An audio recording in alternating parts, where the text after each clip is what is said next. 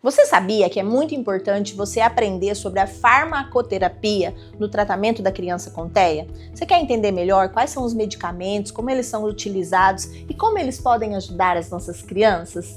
Eu sou a Mara Duarte da Costa e aqui na Rema Neuroeducação eu sou a mentora e hoje eu estou aqui muito feliz em trazer um conteúdo que vai ser essencial para você.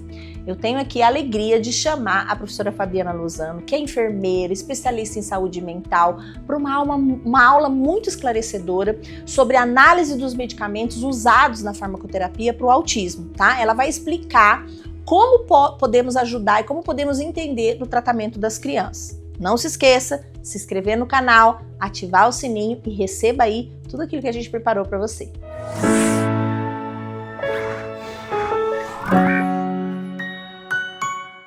Nós iremos começar falando sobre farmacoterapia no transtorno do espectro do autismo. Trouxemos toda uma análise detalhada do que a ciência hoje propõe.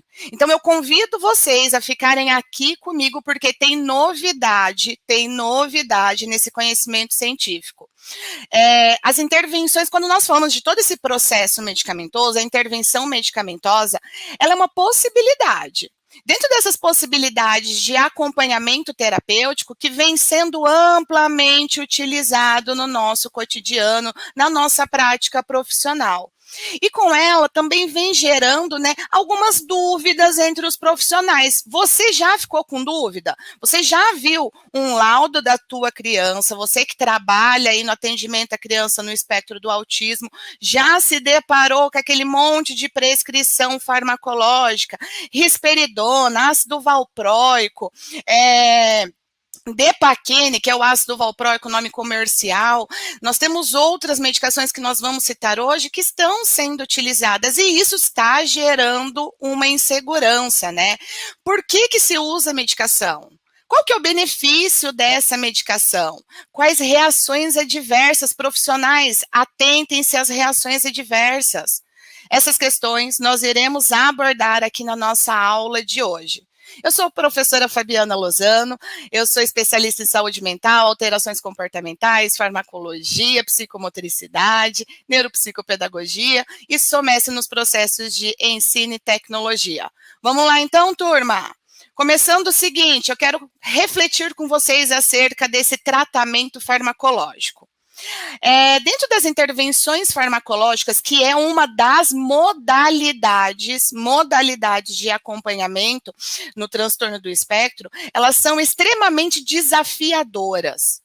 Desafiadoras por quê, prof? Por conta da heterogeneidade, por conta da amplitude clínica do diagnóstico. Muitos esforços no campo neurocientífico vêm sendo desenvolvidos, vêm sendo empreendidos por busca de evidências científicas, quanto, gravem isso, eficácia, segurança, efetividade e custo-efetividade. Muito bom esse último item, custo-efetividade, porque toda medicação, ela gera, se nós não tivermos no rol de medicamentos contemplados pelo Sistema Único de Saúde ou pelo rol de medicamentos de alto custo, isso tem um valor agregado, né? Então, deve ser validado essa informação também. Então, todos esses itens, eficácia, segurança, repetindo, segurança, efetividade e custo-efetividade devem ser avaliados para os diferentes fármacos que são utilizados, Incluindo, quem aí já ouviu falar o termo off-label? Já explico o que ele é, já explico. Então, essas intervenções farmacológicas voltadas ao diagnóstico de TEA, elas trazem um cenário de incorporação, Porque é o seguinte, por mais que a intervenção medicamentosa, ela tenha, a ciência hoje já tem uma comprovação, ela deixa muito claro que é indicado a uma associação às demais terapias. Isso significa que só a abordagem farmacológica não é a indicação principal sob o tratamento do diagnóstico de TEA. Nós precisamos associar dentro de uma abordagem que atenda à amplitude desse sujeito. Turma, existem alguns manuais que eu vou compartilhar com você hoje. Fica aqui comigo que eu vou falar um pouquinho sobre essa parte de documentos que orientam esse tratamento farmacológico. Nós temos um protocolo clínico, isso é novo, tá? Um protocolo clínico de diretrizes terapêuticas.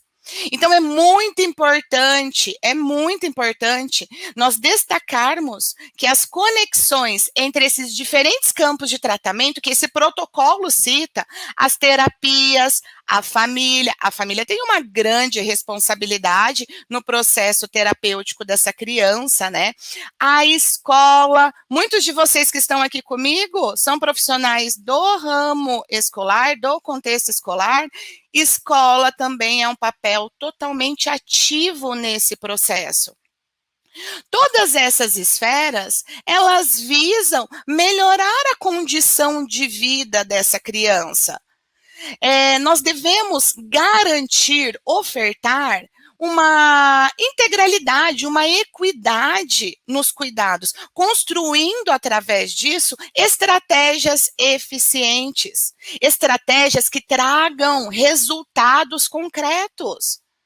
Não podemos reduzir a nossa criança hoje, o nosso aluno, somente a uma condição psicopatológica, trazer, né, somente o diagnóstico dessa criança. Quem já esteve em aula comigo, que está aqui hoje, sabe que eu sempre falo nas aulas, turma, aquele discurso, eu tenho 3 crianças autistas, te prepare, os meus 3 autistas vai para você. Vocês já ouviram? Frases como essa perpetuam discursos segregadores. Nós sinalizamos esse indivíduo pelo seu diagnóstico e não pelas suas características, pela sua individualidade, pela sua subjetividade. Antes de um diagnóstico, turma, tem uma pessoa, né? Tem o Gabriel, tem o Heitor, tem a Maria. Nós temos uma criança ali que muitas vezes está sendo esquecida, é somente o laudo sendo evidenciado. Então, não vamos reduzir essa criança somente ao seu diagnóstico. Nós precisamos contemplar todos os aspectos dessa criança que vão refletir no seu desenvolvimento. As formas que ela se relaciona com as pessoas, com o seu ambiente. O medicamento, turma, ele só é mais um desse processo complexo. Nós precisamos atender as demandas da criança, as demandas da família. Então, a melhor escolha terapêutica, ela exige avaliação. Ela exige avaliação da eficácia do tratamento farmacológico, junto com a família, junto com a escola, junto com os profissionais que estão envolvidos nesse processo. Então, deve-se avaliar os ganhos funcionais. Peraí, como que eu faço isso, Pro? Uma criança, ela apresenta comprometimento na esfera social, que é uma característica lá do critério diagnóstico do TEA, certo? Critério A. Essa criança, dentro das demandas sociais, né, nós temos alguns medicamentos que podem corroborar de forma positiva, só que junto com um processo terapêutico. Como que a gente avalia isso? Como que eu vejo que a medicação agregou nesse processo de desenvolvimento, né? Que essa medicação trouxe uma efetividade bacana, interessante, que repercutiu positivamente a esse sujeito. Então, é primordial nós prepararmos um ambiente, né, um espaço de escuta, de acolhimento, de orientação, de cuidados, né? Tanto a essa criança quanto a sua família. Eu lembro que eu utilizei um termo anterior aqui com vocês chamado off-label. A Pro não esqueceu aqui de explicar o que é. Turma, o termo off-label, ele engloba variadas situações em que o medicamento, ele é utilizado, ele é usado, mas não em conformidades com as orientações que vem na bula, com aquela descrição que apresenta-se na bula. Inclui ali a administração de dosagem que não está descrita, de indicações clínicas que não estão descritas, né?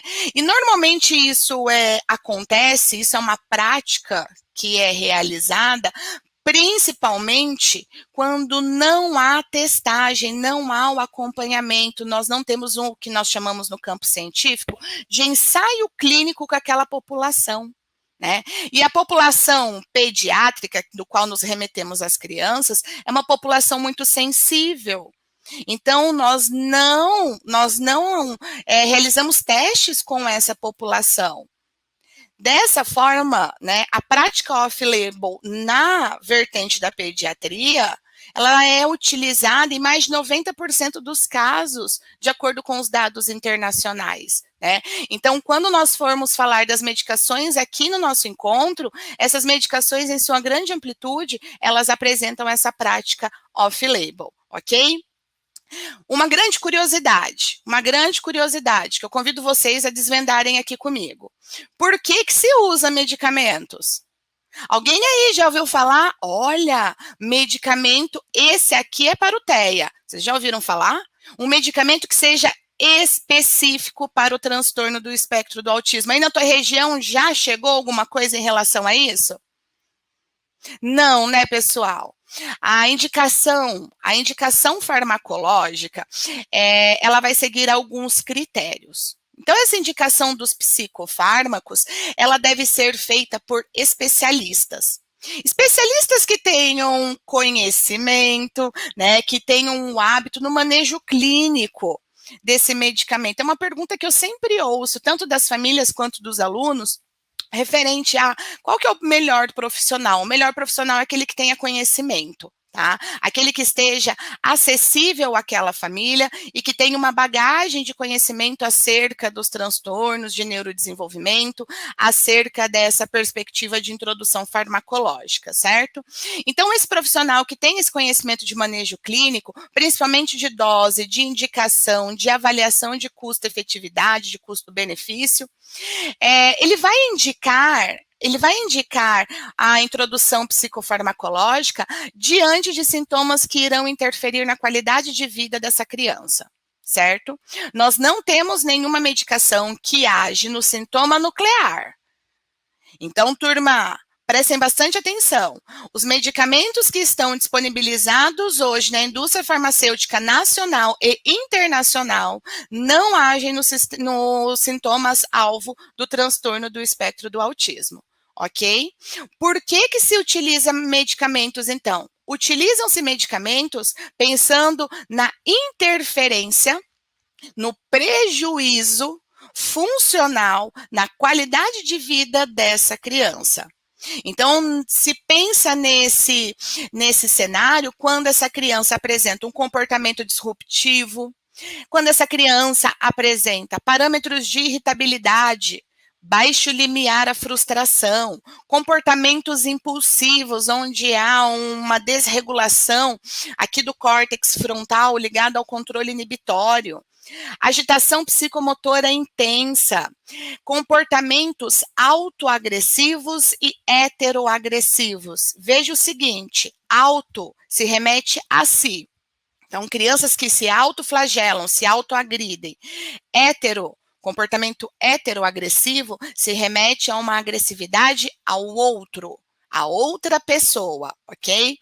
Ainda seguindo a esses sintomas que interferem a qualidade de vida dessa criança, né? Essa criança tem que apresentar um prejuízo funcional, prejuízo nas atividades de vida diária. Então, na presença desses sintomas que venham prejudicando a funcionalidade dessa criança e que irão repercutir na escola, na família, na demanda social e até no próprio tratamento.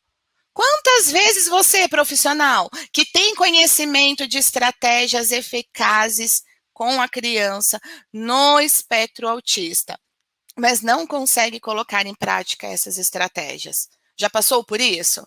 Né? Então, pode interferir na própria qualidade do tratamento. A medicação, ela tem um objetivo de auxiliar no controle dessa gama de fatores que interferem. Quando nós temos essa interferência negativa, eu tenho um impacto na qualidade de vida. Não existe nenhuma medicação reforçando que esteja atrelada especificadamente ao diagnóstico do TEA. Então, dessa forma, turma, nós vamos observar funcionalidade. Verificar dentro dos padrões de comportamento, né, sintomas, comorbidades, prejuízos que essa criança apresenta. O comportamento que pode interferir muito na aprendizagem. Professores, muita atenção. Os comportamentos agressivos, eles impactam na aprendizagem, na socialização, na qualidade de vida dessa criança. A farmacoterapia, ela é uma das opções a serem consideradas nesses casos. O ideal mesmo, né, um cenário que, vamos dizer que pode até soar de forma hipotética, mas o ideal é que seja um tratamento combinado, um tratamento medicamentoso com um tratamento voltado às intervenções não medicamentosas. Então, o medicamento, turma, ele vai ser considerado um complemento às intervenções.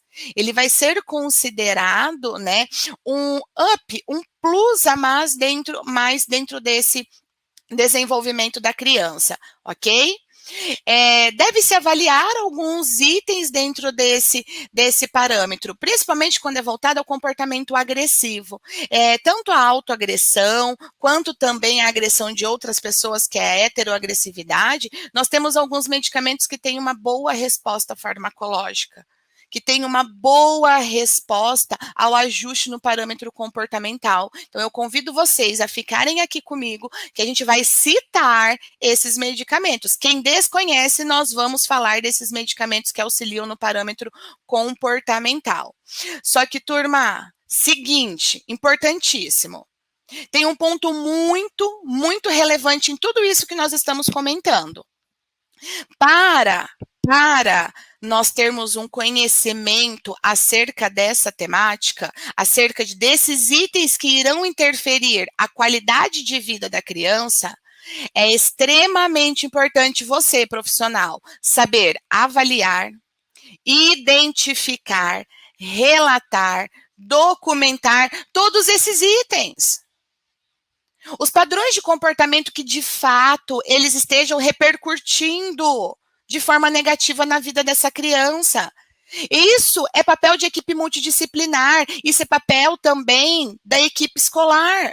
Seguindo a questão das comorbidades, né, seguindo o raciocínio da utilização de medicamentos e fatores comórbidos, eu quero citar aqui com vocês, trouxe alguns dados, tá?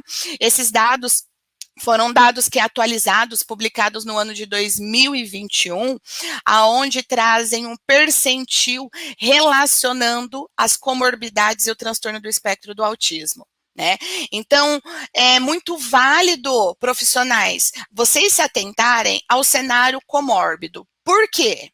Comorbidade interfere na medicação, na escolha da medicação. Vou dar um exemplo bem básico, tá? Alguma vez você olhou lá um aluno que tem diagnóstico de TEA, viu uma medicação, por curiosidade, foi lá procurar aquela medicação, digitou lá naquele site que traz um monte de informações e lá saiu o seguinte, anticonvulsivante. Você fala, meu Deus, anticonvulsivante, TEA, será que ele é convulsivo? Será que ele é epilético? Então, é muito importante, profissionais, nós sabermos a comorbidade que está associada, se há uma associação comórbida voltada ao diagnóstico de TEA. Aqui eu elenquei as principais comorbidades, iniciando pela epilepsia.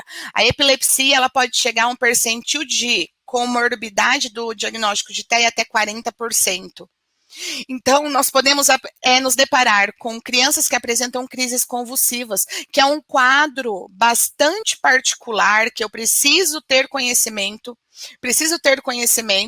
se porventura essa criança evoluir para uma crise convulsiva dentro do teu ambiente de trabalho, nós precisamos ter um manejo adequado. saber como que eu vou abordar, o que eu devo me atentar durante uma crise convulsiva.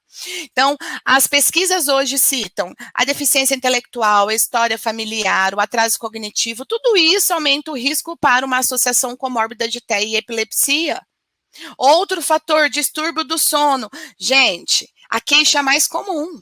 A queixa mais comum. Vocês, profissionais, já ouviram?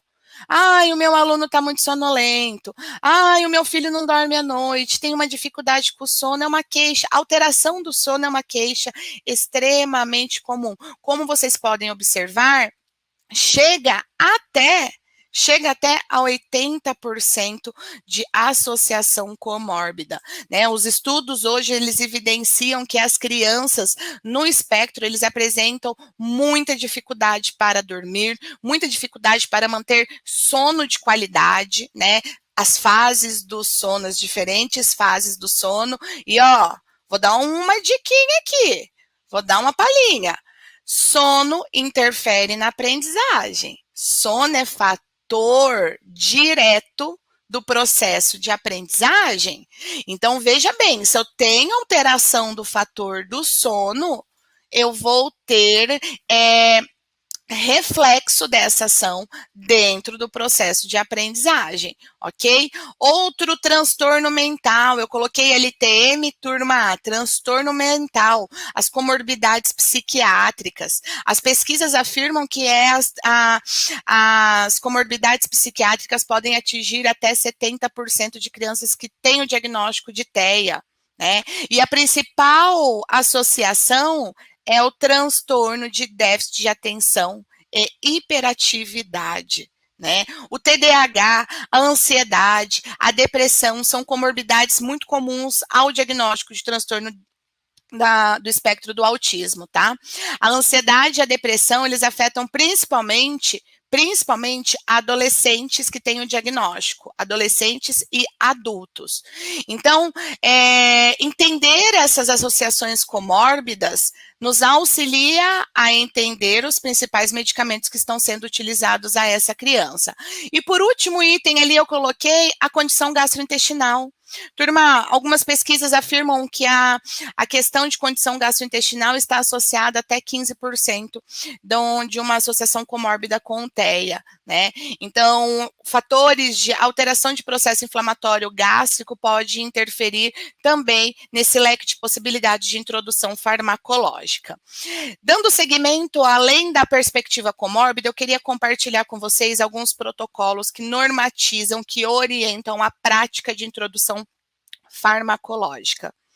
Nós temos o FDA, que é a Federação Americana de Regulamentação de Drogas, ou seja, de medicamentos. Ela é uma agência federal, certo? Ela presta serviços dentro dos Estados Unidos que desenvolvem pesquisas voltadas às medicações dentro do seu custo efetivo, avaliando o seu percentil de efetividade. Então, ali nós temos um controle, uma supervisão, um nível de segurança para termos esses dados publicados pela FDA, certo? Dentro dessas leis, né, internacionais e nacionais, nós temos essa abordagem, consideramos essa abordagem medicamentosa, o tratamento medicamentoso. Aqui no Brasil, turma, vamos trabalhar agora com o nosso cenário, nós temos alguns documentos que orientam a aplicabilidade no cenário de saúde pública. Vocês aí já ouviram falar da linha de cuidado para a atenção à pessoa com transtorno do espectro do autismo e suas famílias no Sistema Único de Saúde, na rede de atenção psicossocial? Isso é um documento a nível de esfera federal, né? Ali, dentro desse documento, nós temos várias normas de orientação, várias demandas ali de orientação.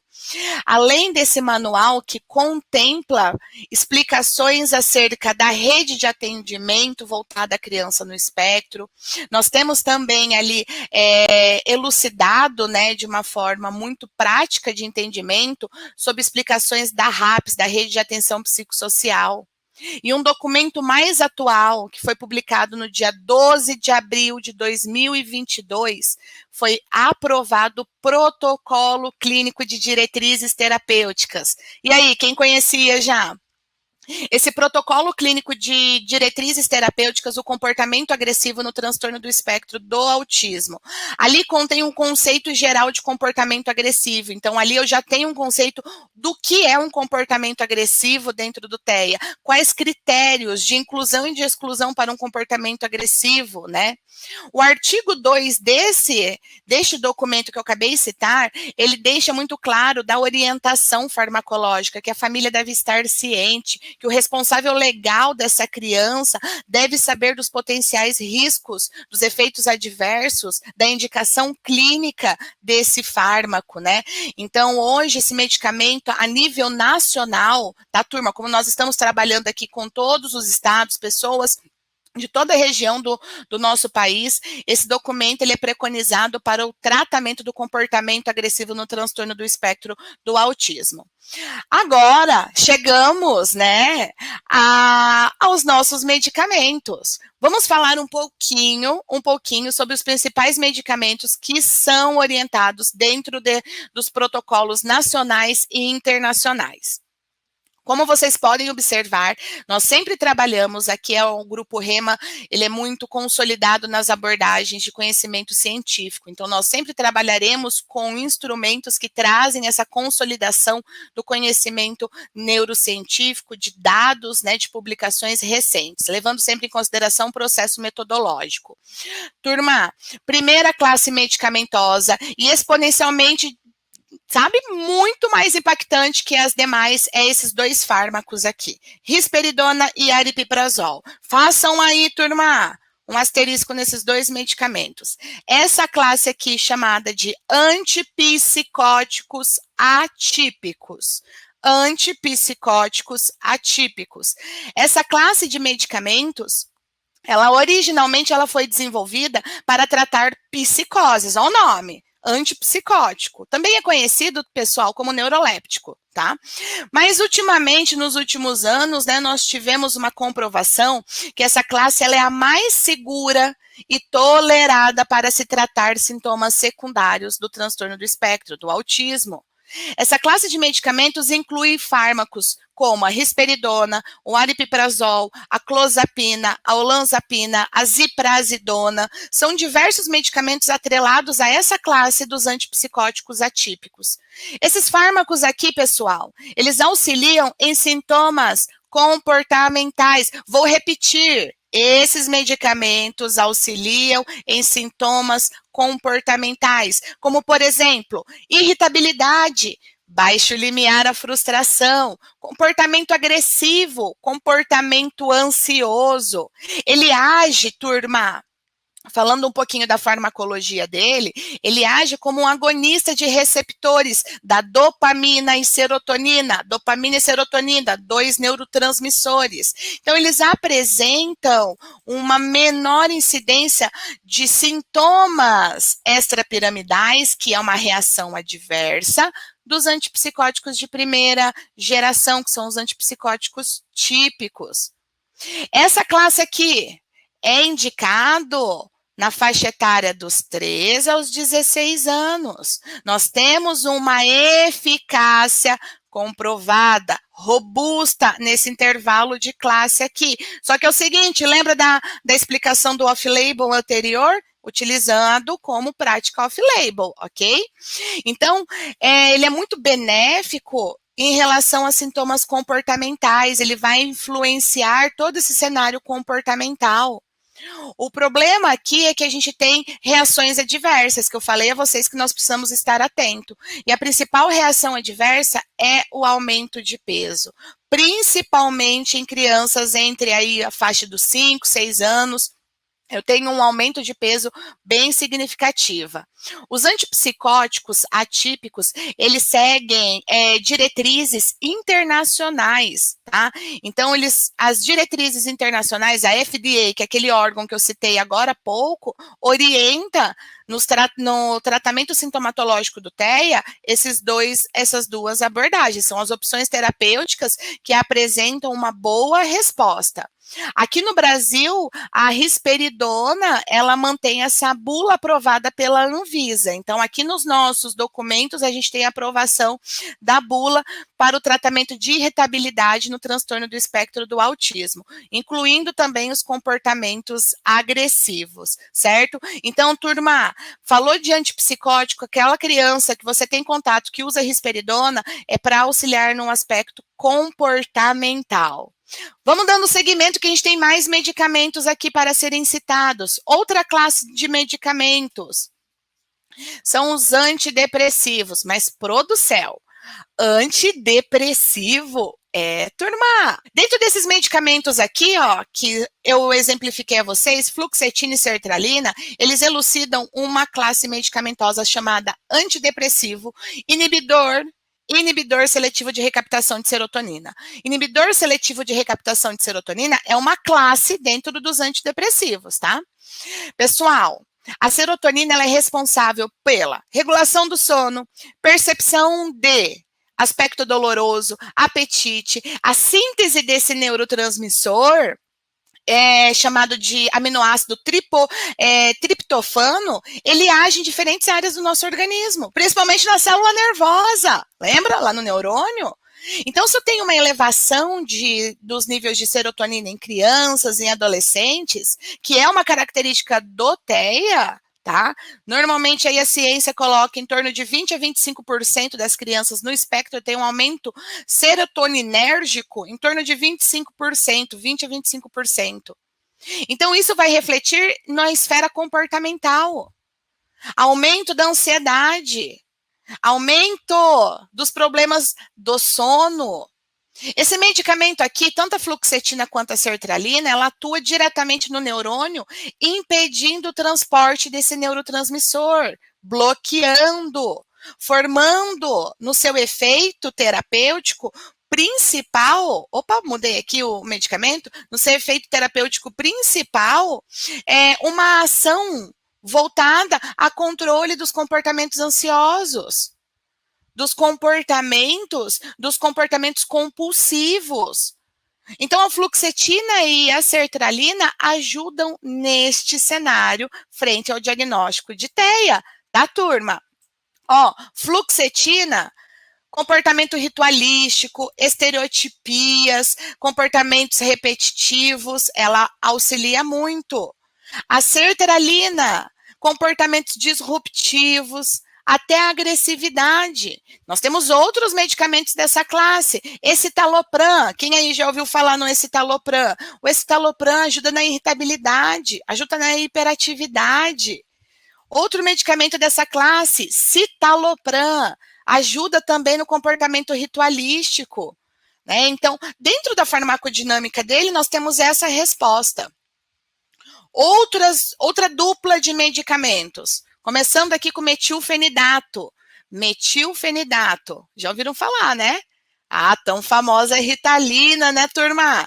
O principal fármaco aqui de efeito predominantemente psicoestimulante no nosso sistema nervoso central, utilizado no manejo clínico do transtorno do espectro autista, é o metilfenidato. Ele é amplamente conhecido e indicado para o transtorno de déficit de atenção e hiperatividade, não é, pessoal? Já ouviram falar da Ritalina junto no TDAH. O mecanismo de ação do metilfenidato inibe a captura das catecolaminas, e isso auxilia a inibição dos transportes da norepinefrina, da dopamina, da serotonina. Então, o que nós temos de ação frente ao metilfenidato, de resposta terapêutica ao metilfenidato? Controle da hiperatividade, da impulsividade. Só que tem reações adversas também. Tem reação adversa no campo da insônia, pode ter perda de peso e, em alguns casos, de acordo com os relatos neurocientíficos, piora no padrão da agressividade. Então, muito cuidado, metilfenidato, ele deve ser muito bem avaliado ali para introdução na criança com TEA, tá? Outro fármaco, que eu acredito que esse aqui não seja de conhecimento de muitos, porque ele não tem uma prática clínica tão reconhecida quanto os demais que nós citamos, é a guanfacina. A guanfacina, ela é uma medicação antipertensiva. Antipertensiva? Sim, pessoal. É um antipertensivo de ação central. Esse fármaco de ação central, ele tem dentro da sua farmacodinâmica, que é o efeito terapêutico dentro do nosso corpo, ele age diretamente numa transmissão noradrenérgica que impacta o sistema nervoso central. Inibem determinados grupos de receptores adrenérgicos. O que eu tenho na prática? Frente à utilização da guanfacina. Eu tenho, turma, uma melhora na hiperatividade, na agressividade, na irritabilidade e no controle de humor. Né? Ele age na instabilidade de humor. Mesmo sendo um antipertensivo, ele tem essa grande aplicabilidade por conta da sua ação farmacológica, ok? Outra dupla de medicamentos. O valproato de sódio. Já ouviram falar no valproato de sódio? Muito utilizado também. Ele é um fármaco, turma, ele é um fármaco antiepilético, ou seja, ele é um fármaco anticonvulsivo. Então, nós chamamos, né, o valproato de sódio, coloquei aqui a vocês, ó, essa classe como anticonvulsivante no tratamento de epilepsia. Ele segue a mesma linha de raciocínio do que nós falamos anteriormente aqui, ó, da guanfacina. Ele também é um antipertensivo que vai agir em receptores noradrenérgicos, trazendo um efeito terapêutico no sistema nervoso central, impactando irritabilidade, impactando comportamentos agressivos. Voltando ao valproato de sódio, pessoal, quando nós falamos no valproato de sódio, nós estamos falando de medicações anticonvulsivantes, da classe de anticonvulsivantes. Ok? São medicamentos que são utilizados no tratamento das epilepsias, das alterações convulsivas. Parte da incidência dessas convulsões, né, elas podem estar atreladas, né, ao diagnóstico de transtorno do espectro do autismo. Nós podemos ter essa associação comórbida. O valproato, por exemplo, ele vai atuar em meio de uma forma, né, de vários mecanismos que irão interferir em determinados receptores. Então, a atuação dele é inibir os nossos canais de sódio e nossos canais de potássio. Dessa forma, eles potencializam a ação de um neurotransmissor, que é a ação do GABA. Aí já ouviram falar nesse neurotransmissor, o GABA? O GABA, normalmente, ele está associado a bons resultados, né? A bons resultados no tratamento sintomatológico de características do transtorno do espectro do autismo. Então, eu tenho uma melhora frente à utilização do valproato. Na instabilidade afetiva, eu tenho uma melhora na linguagem repetitiva, na ecolalia, eu tenho uma melhora também, só que num percentil menor, nos comportamentos agressivos, tá? Então, o valproato de sódio, ele tem esse objetivo terapêutico de utilização. A outra medicação aqui citada, a outra medicação é a buspirona. Já ouviram falar na buspirona? A buspirona junto com a guanfacina também não é muito conhecida, tá, turma? A buspirona, ela é uma agonista parcial de receptor serotoninérgico, ou seja, de receptores da serotonina, da noradrenalina. Demonstram a utilização da buspirona, ó, a prof. enroscando aqui, buspirona, turma, é uma alternativa que auxilia a amenizar comportamentos de hiperatividade, que auxilia nos comportamentos de rompantes, né? Aqueles rompantes é um comportamento ligado mais a um baixo limiar, a uma frustração, um comportamento impulsivo. O que a ciência fala da buspirona? Nós precisamos ainda de mais estudos, principalmente de curva de dosagem, de quantidade de medicamento para se atingir o objetivo terapêutico, tá? O que nós temos de dados publicados a nível internacional apresenta ainda uma discrepância muito significativa na dosagem da buspirona. Então, precisa-se de mais estudos pensando em minimizar os efeitos colaterais que foram observados, e o principal dele foi o ganho de peso, tá, turma? Um aumento considerável do ganho de peso. E finalizamos com as duas últimas medicações, e não, ó, deixei aqui, ó, cereja do bolo para a última, melatonina, que a melatonina dá o que falar, não dá o que falar? Quem aí tem criança que faz uso de melatonina? Quem aí tem criança que faz suplementação com melatonina? Já tomaram melatonina? Teve efeito terapêutico? Vamos falar um pouquinho da melatonina, turma? A melatonina, turma, quando nós falamos dessa utilização no transtorno do espectro do autismo, ela tem sido associada a melhores parâmetros do sono. Só que é uma informação para a vida de vocês, tá? Melatonina não é uma medicação de manutenção de sono. Ai, o meu filho, o meu aluno, o meu paciente tem muito despertares noturnos. Os despertares noturnos, a melatonina não vai trazer uma resposta terapêutica muito interessante, porque ela é responsável pela indução do sono. Ela é responsável por induzir o sono. Então, hoje, a utilização de melatonina no transtorno do espectro do autismo melhora os parâmetros do sono. Os resultados adversos frente à utilização de melatonina foram mínimos, muito pouco simbólicos, né? Então, nós temos um estudo, foi uma revisão sistemática da utilização de melatonina comparado a placebo. Então, foi administrado melatonina em alguns pacientes e placebo em outros. Mostrou uma melhora de 73% 73 minutos na qualidade do sono total dessas pessoas. Então, trouxe uma resposta positiva. A melatonina, turma, ela é uma substância natural. Então, turma, dentro da secreção, né, da melatonina, ela tem um impacto direto sobre a intensidade de luz.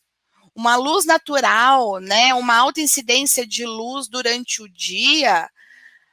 a noite, pode influenciar na excreção da melatonina. Os impulsos luminosos na nossa retina, agem no eixo retino-hipotalâmico. Então, uma vez que a melatonina ela é excretada por essa glândula pineal, o mecanismo de ação dela, que é um mecanismo agonista de um receptor MT1 e MT2 na função neurológica, possui uma ação antidepressiva, antioxidante, neuroprotetora, e ela é utilizada para indução do sono. Vou repetir. Melatonina é utilizado para induzir sono, não para manter qualidade do sono. E o que eu mais vejo são profissionais utilizando melatonina e pensando que a melatonina está melhorando a qualidade do sono. Não está melhorando o padrão do sono, está melhorando a introdução desse sono, ok? E a última medicação, a clomipramina. Turma, a clomipramina, os estudos que nós temos da clomipramina como intervenção medicamentosa no tratamento do espectro do autismo demonstram um benefício inicial muito bacana, tá? O problema da clomipramina, que é um antidepressivo, é o efeito das reações adversas. As queixas são em relação à fadiga, a tremores de extremidades, a taquicardia, né, aumento do batimento cardíaco, alterações também ligadas ao aumento da sudorese, principalmente de região plantar de mãos. E tem um reflexo também na questão comportamental, problemas, né, no cenário comportamental. Então, hoje, a clomipramina, que o nome comercial da clomipramina é o anafranil, já ouviram falar? Eles são utilizados com o princípio de ajustar comportamentos compulsivos e agressivos, ok? Então, nós não temos dados tão robustos de uma gama dentro da heterogeneidade do TEA. Então, turma, recapitulando o que nós trabalhamos desde o início do nosso encontro de hoje. A medicação, ela é uma temática muito complexa por conta da heterogeneidade fisiológica e pela perspectiva clínica. O diagnóstico de autismo, como vocês sabem, ele dá margem, a palavra espectro dá entendimento, né, dessa amplitude, principalmente de associações comórbidas que podem interferir, que podem refletir na prática medicamentosa.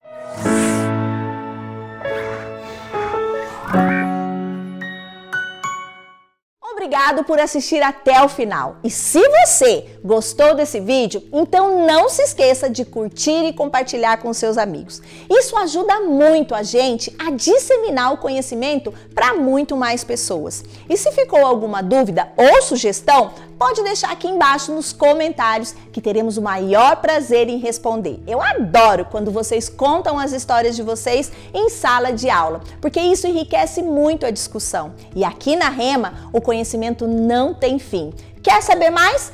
Clique aqui no vídeo que está aparecendo na sua tela para aprender ainda mais. Até a próxima!